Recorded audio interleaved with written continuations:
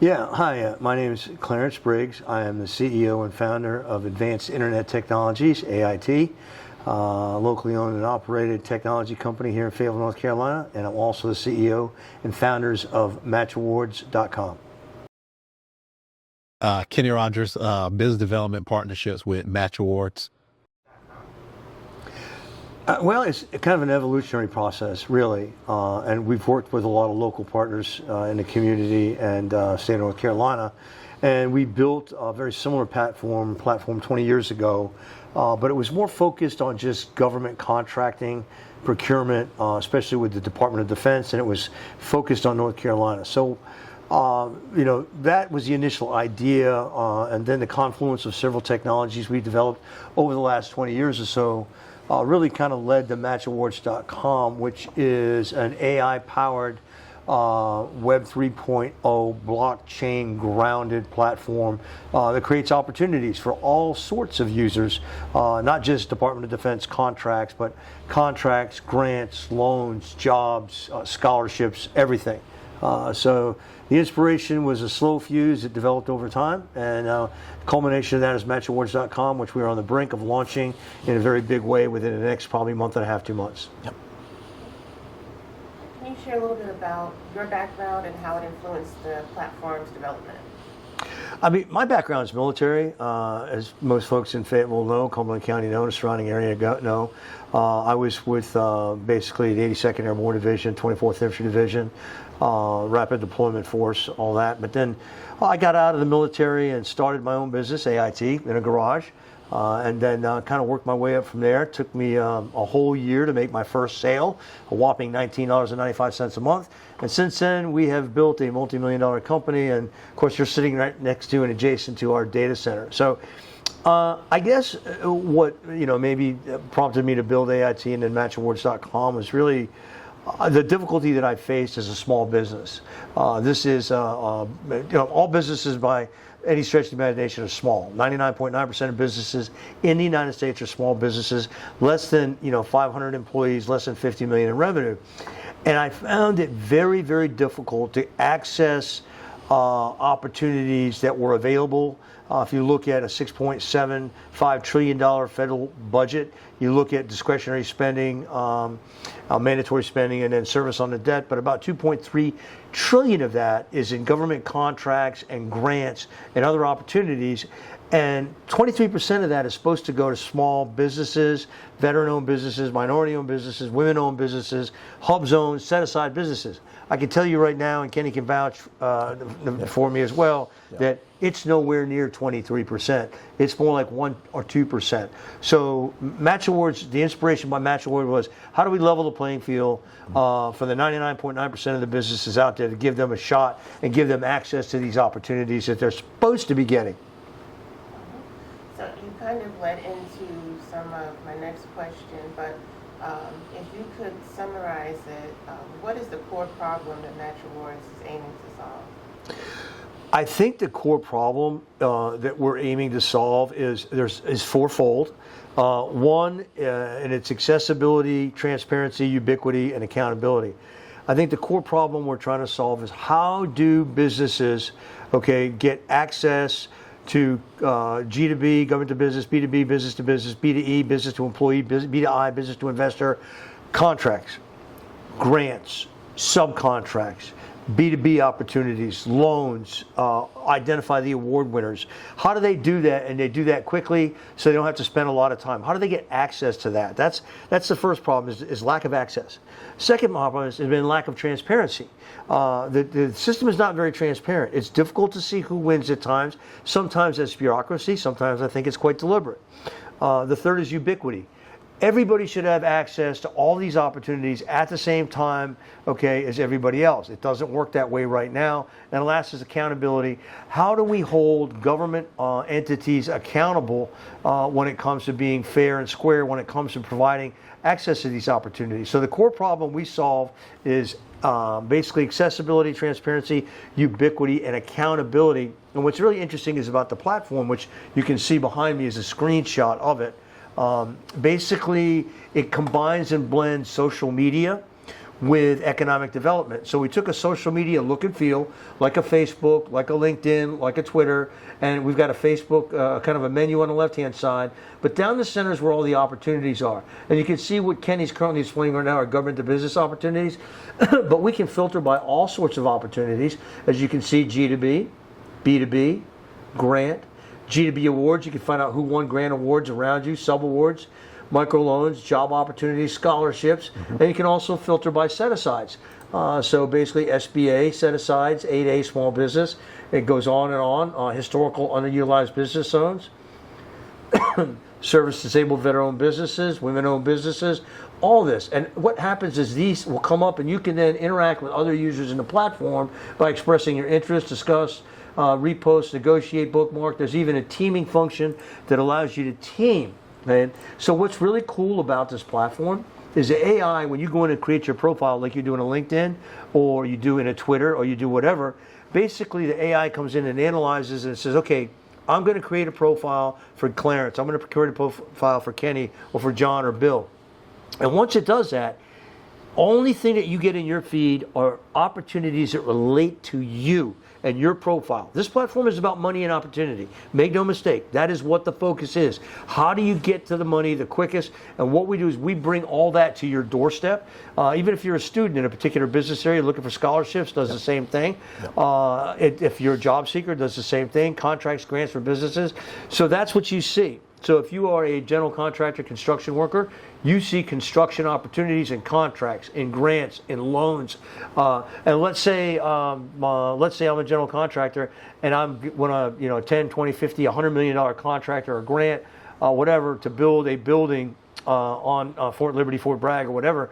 And let's say I won that. Kenny in the platform will see that I won it if he's a local electrician or a plumber. He'll be able to then approach me and say, hey, Clarence, I want to team with you on this opportunity. So it's developing the economy. And then let's say Elizabeth is potentially an electrician and you want to come to work. This opportunity will also filter past you, not as a general contract, not as a subcontract with Kenny as an electrician, but maybe as a job opportunity for you. And we may even have internship opportunities later on for students. So it kind of clusters the entire ecosystem together. So it solves a massive problem with respect to the 4 factors that I mentioned, and then just bringing those pinpoint opportunities to folks. Can you share a little bit more about how Match Awards works for the users, for those seeking and offering opportunities? Absolutely. So for an individual user, very, very easy to simple, accessible process on joining the platform. A completely no-cost platform. As soon as you sign in, you create an account based off keywords. What we do is we have a GovTile 3.0 tool that is over 20 years, 2 decades of battle tested per se, that finds relevant opportunities, whether they're grants, contracts, microloans, scholarship opportunities, or job opportunities related to what's important to you. As far as with those particular opportunities, what you'll be able to do is go in, connect with other individuals inside of the platform in an easy way. We're a lot of Gen Z folks. The goals, what we're hoping to do is bring them and bridge them together towards government contracting. That is something that's usually a hard task for a small business owner. So what our goal is bridging the divide between individuals. And to mention, the platform is also global. So the platform boasts about 67,000 global active users across the U.S. internationally. So anywhere you can think of, any remote areas, we're there. What we're doing is providing access and providing opportunities to anyone and making it easy for them to be able to join, use the platform, making it no cost, so lower barrier entry, and finding ways to help grow economies and bridge together communities. What makes Match Awards stand out? What makes it different from other platforms in recognizing or recognition or funding space? The number one thing I would say is it is a streamlined platform that is implemented in Web3 technology. It is probably the biggest thing you're hearing about right now with Web3. What we're doing is we're becoming a pioneer with a real platform that exists, that's bringing considerable value to individuals, chambers, trade associations, Web3, other Web3 companies. Currently now we have about 60 plus partners. And what we're doing is we're bridging the gap between those traditional institutions such as chambers and trade associations, which have not looked into the DeFi space or the Web3 space. And what we're being able to do is create and build them, kind of get them prepared for the future. And through the platform, and I don't want to highlight the MapU token, that is going to be able to bridge that divide. And what we're looking to do is hopefully grow a lot of economies, whether here local or internationally, or other states that we work with, chambers of commerce, trade associations, but also Web3 communities that are looking for a real platform. So that's how I think we bridge that divide, and we set ourselves apart. Another aspect of how we set ourselves apart is we're a lot easier to use than other platforms that are out there for government contracting. And also what I want to highlight is state opportunities are currently on the way as well. So we're a streamlined process, a lot easier to use, social media friendly, which is what the newer generation, even older generation, has come adjusted to based off just digital technology and how it's advancing. And that's what I think separates us. Easy to use, and to mention a highlight, we also factor into political advocacy as well. We have a political search tool that is able to find procurement opportunities that are important to constituents of elected officials. That will expand to eventually political heat maps that will be able to calculate tax revenue in and out of an area. So that is where we separate, because we're all in one hub. It's eliminating basically the hassle of an individual that may have limited time, which everyone has, small business owner that has limited resources, as well as a student to be able to come in, find something that's easy to use, accessible, and make the process as easy as possible. So that's how we separate ourselves. I think we're one-on-one. I kind of wanted to get a little bit of insight on the feedback you've received from the early users, and how has that shaped the platform, like the growth and what you're going to do in the future. Oh, perfect. So I would say from a user standpoint, we have grown a lot in a year and a half. But the good thing about it is you have to be able to adapt and change and listen. And that's what we've been able to do. To give an idea, we typically hold meetings 1 hour to 2 hours a day on how do we improve and do continuous improvement on how do we make the platform better, how do we make the platform user accessible, how do we provide opportunities that connect the remote areas of the United States to the remote areas of Asia, Africa, and some of the other individuals that we work with, part of our global community. So user feedback is very important, but I would say most people are impressed by the fact that this is, one, a free no cost barrier entry, and also how much information is available. Maybe too much information, but more information is better than none. So I think that's where we come in, and very, very excited on what some of the potential goals we're putting together, including a resource hub that will pretty much separate ourselves from even Fortune 500 companies or Fortune 50 companies. Because with the resource hub, what it's going to be able to do is connect people to individuals and their expertise.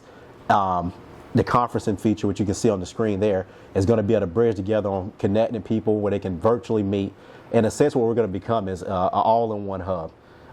So that's where I think some of the feedback has been, wow, I can't believe that all of this is in one platform, easy to use and accessible. And we listen to any suggestions on how do we make it better, because the goal for us is user experience and making sure that we grow the platform and everyone in the community benefits. Like the irregular search tool. Correct. The regular Yes. search spending tool, yeah. And that is seen here. Yeah. So what you're looking at on the screen right now, basically, and this just comes from user feedback. So a lot of users, particularly those that are in the small business category, set aside category, which is most businesses, they're curious as to why they don't win contracts or grants or get the loans that they think that they should be getting. And so that was a good question, and a lot of users asked us about that, and so we developed our AI to go take a look for us. And what we found was very interesting. We found that a lot of these opportunities, they don't make it to the users for very strange reasons. One of the reasons would be what I call sole source. Sole source says basically when a government entity sole sources a contract, grant, or an opportunity, a purchase order to a business, it's basically saying, business, you're the only one that can do this, that's why we sole source it. You have a very rare skill, a unique skill, or it's just too difficult to go find out somebody else that can do the same thing. Well, what we have found, first of all, is the cemetery is full of irreplaceable people. Okay, that's the first thing. And that these contracts and grants and opportunities and purchase orders, not sure that they should have been sole source because the skill was so rare. For example, landscaping. I don't think landscaping is a rare skill. Okay, but we find that it habitually would go to the same person over and over and over again. Very strange, right? And so there's a so what question here. So the users that come, so what's happening? So we decided to look at these. And another example that we found, obfuscation of information. We would find that there would be 20 to 30 LLCs all located at the same address, but each LLC has a slightly obfuscated spelling error, numerical error in its title, so they would all be in the same location. Basically, it's the same people, right? Getting awards over and over again. Or I can go the other way. They can use multiple addresses for the same LLC and obfuscate the addresses slightly, so it looks different.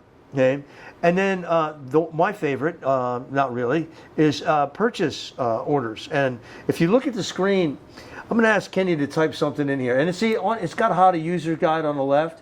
It's got spending irregularities. If Kenny scrolls down there, it says how to use the tool.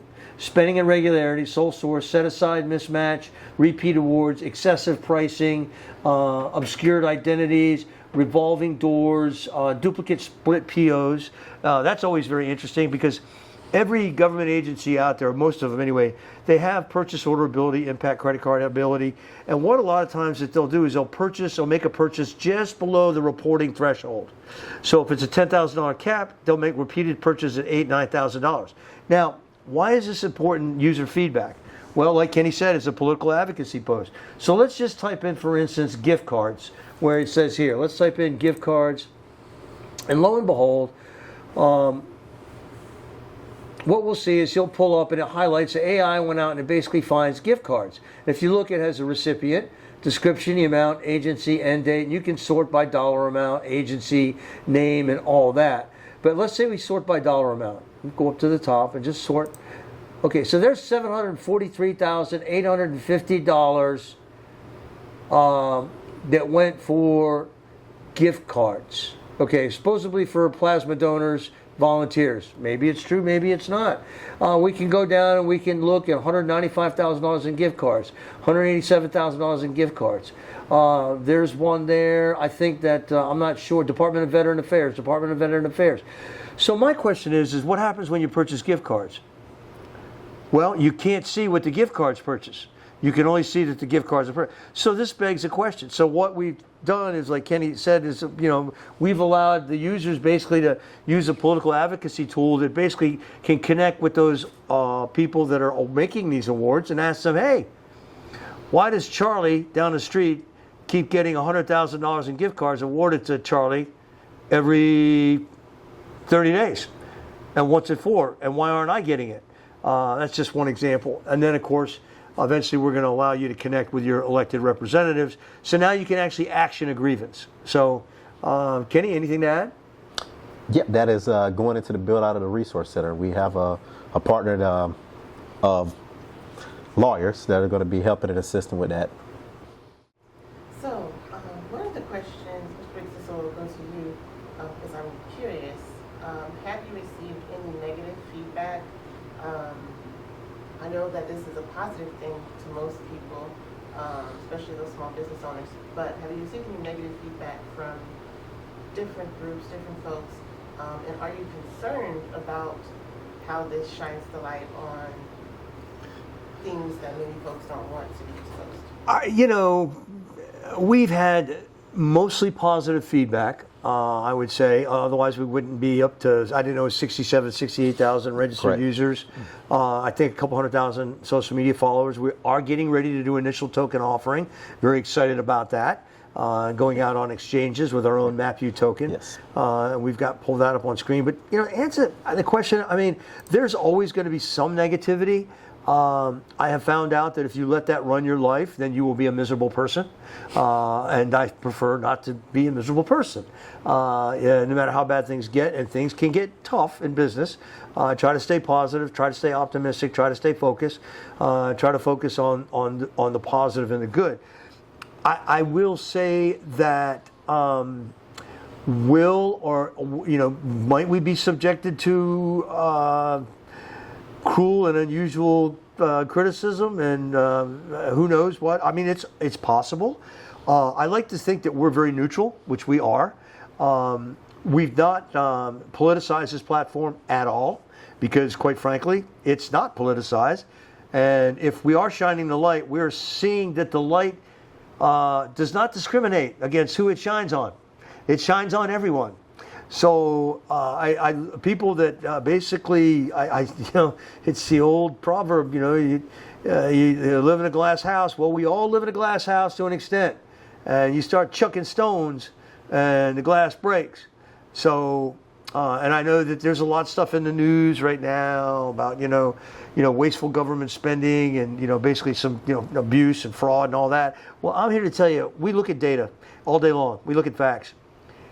And it's not one side, another side, or any side. It happens across the board. And that's just the way it is. Those are the facts. But if we receive some criticism or whatever, we'll just deal with it. We'll roll with it. All right. How do you envision the platform evolving over the next few years, and are there any features, partnerships on the horizon that you're excited to share about? Well, we have some great partnerships now, and maybe I ought to turn that over because I plan on being retired by then. And Kenny and the next generation will probably be the ones taking that over. The platform does have global aspirations, but I'd rotate. I mean, it's going to be after I leave. They're going to think finally the old guy's gone. Thank God, now we can do something useful. It's going to go where it's going to go. It's already taken turns now that have been, a little unexpected. I mean, the regular search tool is a little unexpected. The tokenomics and tokenization of the platform is really, really very exciting to us. If we want to pull up the tokenomics page. This is where we're launching our token, and we'll be going out, looks like, on exchanges, potentially in Singapore, Indonesia, yes. Maybe India, maybe Europe.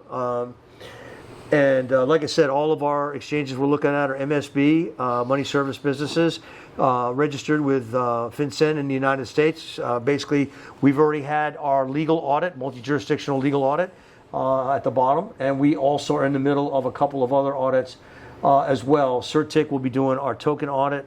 And so, like I said, this is on our matchawards.com/MAPU page. Mm-hmm. So if Kenny scrolls up to the top, you'll see that it basically gives a quick overview and a description of what basically the MAPU token is all about. And the MAPU token stands for Match Awards Platform Utility Token. And people will be able to connect their wallets eventually and receive tokens. And then there's different parameters. This is the metrics right here. This is very interesting. So a lot of tokens out there, what they call meme coins, and they don't have any real value. There's no intrinsic value. And our tokenomics is very interesting. We are tied directly to the actual success of the platform's utility.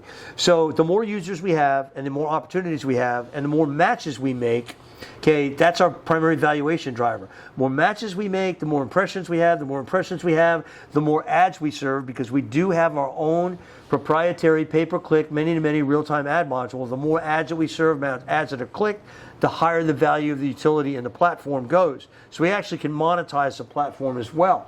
And our utility tokens are used inside the platform for premium listings, for advertising, so they have a real utility. The valuation ratio, if you look at it right now, that is a no kidding to date user matches in the platform, about 199.9 million, 2.3 million opportunities. This is a dynamic number. Mm-hmm. And we also have basically total dollar amount. You can see it's defaulted to 2024.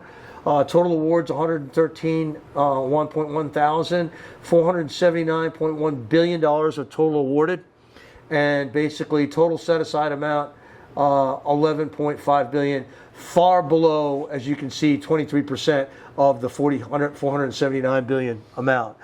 We have liquidity ratios that are coming, volatility ratios, staking ratios. So we really wanted to build our MAPU token and our platform around real world utility value. Yep. It was very important to have that in there because a lot of meme tokens now, as you know, are tied to how much rain is the Amazon rainforest going to get next July 22nd? I don't know. And why would I want to bet on that? Or, how many animals or baby animals are going to be born in the San Diego Zoo next year? And these are actual tokens. that people basically, they basically buy and they speculate, and that's very speculative. It's not tied to basically anything that's performance oriented. But which direction it's going to go next, I don't know. Ask Kenny. I mean, I don't know. They're probably cooking up a plan without me. So I guess the next steps are expanding more with international feeds to grow that international base even more. Also focusing on the build out of the resource hub. So of course having a successful launch with the MapU token, moving forward, making sure that everyone's successful, including our community, which we are going to reward our community with a community distribution set for the end of this month. To reward the people that helped grow Match Wars and get us to the point of 67,000 active users. We are a potential build out of looking at becoming our own exchange. It's a very, very ambitious goal. It will take some time, a lot of grit, a lot of work. But the goal is being able to break that lower barrier entry for the small business owner that potentially has a true real world asset to tokenize. Whether it's real estate, which are some doing now, restaurant supply chain.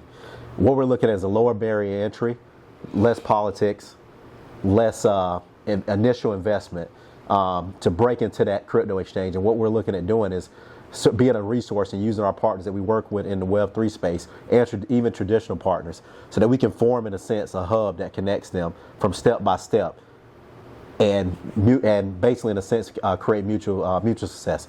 That's a very, very short-winded answer of the goal. But that's a very, very, I don't want to say a long-term goal, near future, but a little bit far away.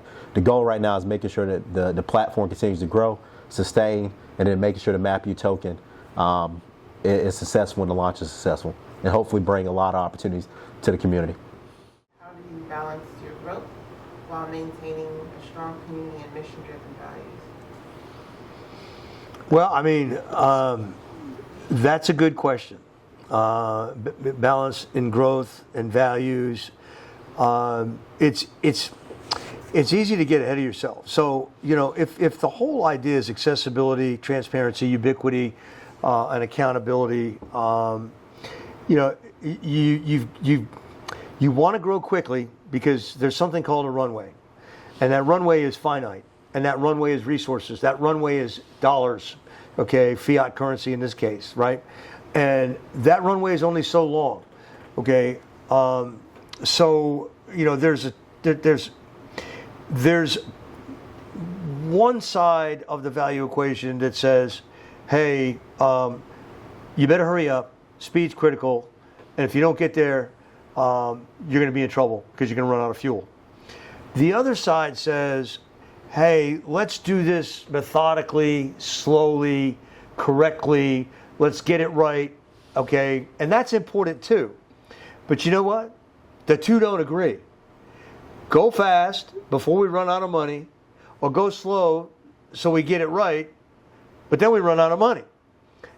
And that we're constantly dealing with that, internally here.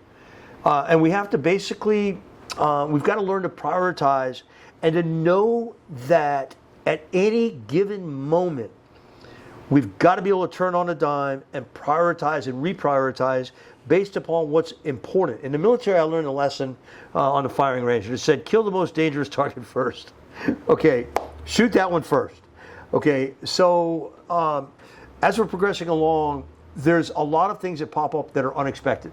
Okay, I would say that the key to basically balance and prioritization of values is really, it's based on being agile, basically having a team that's cross-trained with a lot of depth, meeting every day to synchronize what we're doing and reprioritizing, and then making sure that we know that we have to take the initiative all the time. Meaning, you just can't sit there and let the day happen to you. Okay, you have to happen to the day. You have to take that initiative and just stay 1, 2, 3, 4, 5 steps ahead. Especially when you're a small business like us. And people say, "Well, you're AIT. I'm in Fayetteville." Believe me, when it comes to the world and the United States, no, we're not. We're a very, very small company, small but agile and nimble. But that's. first of all, how can organizations and folks get involved or support Match Awards? Well, I think that it's the question is how can we mutually support each other? We are here for the user. Okay, so the user signs up for Match Awards, and we have two different types of users. We have individual users who can sign up, create their profiles, have at it. Those opportunities we bring to you are free. We'll do everything we can to basically help you succeed. And then we also have channel partners, like Kenny said, which have been in the past chambers of commerce, trade associations. But now we're finding other crypto organizations are wanting to partner with us as well. And then, of course, we have basically our MapU token, which we're excited about. But there's some restrictions there. But that's not the most critical thing. I think the critical thing is users join the platform and join it because it's good for you. It's free. There's no charge. And then the more you use it, the better we can make it. The better we can make it, the stronger the platform's utility becomes. And like I said, we have multiple strategies to monetize a platform. Having our own pay-per-click ad module is a massive advantage. Google, Yahoo, Bing, that's how good the technology is. Self-service, many-to-many, auction-based. And that's really important. The other thing, too, is a lot of folks in your audience, everybody's familiar with Google. So, when you go to pay Google for pay-per-click, that's how their model works. If you're just a local business, it may be $1, $2, $3, $5 a click, right? You can still rack up quite a hefty bill. If you're a global company or international or national company, some of the key terms go away $30, $35, $40 a click, like ours, because we compete on an international basis. Now, that's when you're an advertiser. But on the other end, they have AdSense when you're an affiliate. They don't use a cost per click or pay per click model there. They only use that when they're collecting the money. When they're sharing the money, they use the CPM, basically cost per thousand, impression-based model. On that end, you might get, I don't know, $2, $3, $4, $5 for every 1,000 impressions that are served, that they serve ads across your website. So you look at a lot of the newspaper and radio stations and everybody that's a Google AdSense or a Google affiliate. Most of them aren't making that much money. I mean, can you see Google charging you $500, $1,000, $2,000 a month for pay-per-click? But then when you're on AdSense on the other side and you're an affiliate of theirs and you're serving those ads, you're getting maybe $5 per 1,000 impressions. So what's happening that money in between? Well, what we have is we have a very generous ad revenue sharing, basically, formula. And for our EDO partners, we actually share 25% of the ad revenue that their EDO generates with them, with complete transparency. So, and that's what the formula is for us, and that's what it's going to stay for the foreseeable future. All right. Are there any success stories that you wanted to share or mention? I mean, we have a ton of them. They're on the website. And there are some who have actually asked me not to share them. So I'll decline to share some of them. But everything that we have is on the website. You can find it very easily. All the press releases, all the EDO partnerships that we forged, what it's done for the partnerships, and what we anticipate it'll do in the future. Absolutely.